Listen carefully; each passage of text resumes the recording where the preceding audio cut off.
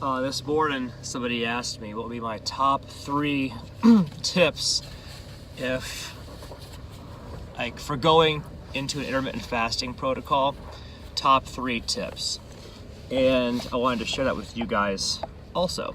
So my number 1 tip is to have a diet that is rich in good food choices first, because if you have suboptimal food choices, processed foods, refined foods, inflammatory foods, sugar-loaded stuff, if that's what you're eating, and then you take that food and then you try and throw it into an intermittent fasting program, then you end up being both malnourished and hungry. So my top tip, number 1 tip, is to first be eating a diet that is rich in quality, whole foods, real foods, low sugar foods, etc., anti-inflammatory or low inflammation stuff, good food choices.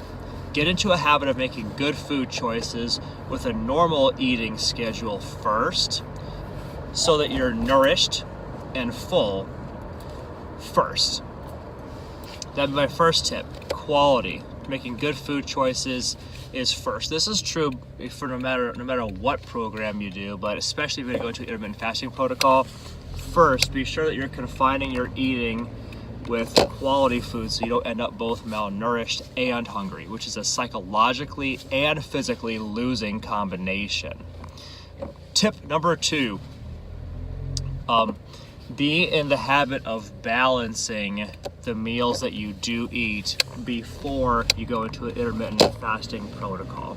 So relates to number 1, when we want to make good food choices. Number 2, this essence of meal balance. The essence of balance in a diet is to have at least some protein, some carbohydrate, some dietary fat in the mix, because all 3 of those macronutrients have great value to you in terms of how you look, how you feel, and how you perform in terms of your complete health picture.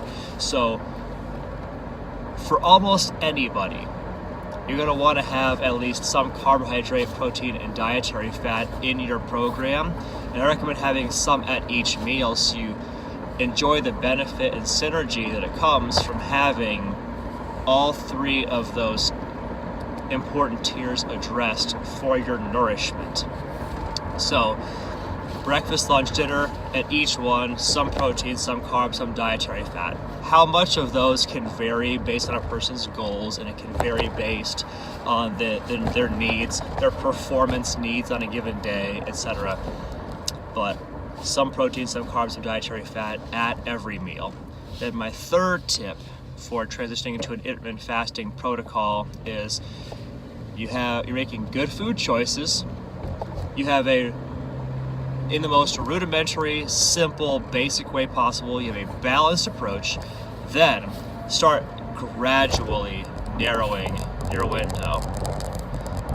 So for example, if you usually eat all of your foods within a 10 or 11 hour window, maybe go to an 8-hour window of consumption with a 16-hour fast each day.